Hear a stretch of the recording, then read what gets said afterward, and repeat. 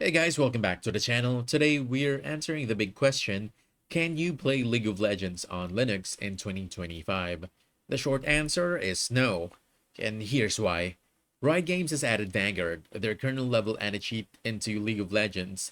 Because Vanguard operates deep in the system at the kernel level, it's simply incompatible with Linux environments. In fact, since patch 14.4, all the old workarounds stopped working. Tools like Wine, Proton, or Lutris, which players use to run on Linux, no longer bypass Vanguard.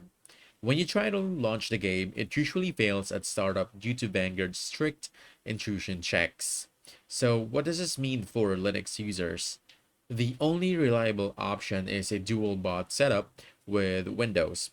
Basically, you keep Linux as your main OS, but reboot into Windows whenever you want to play League.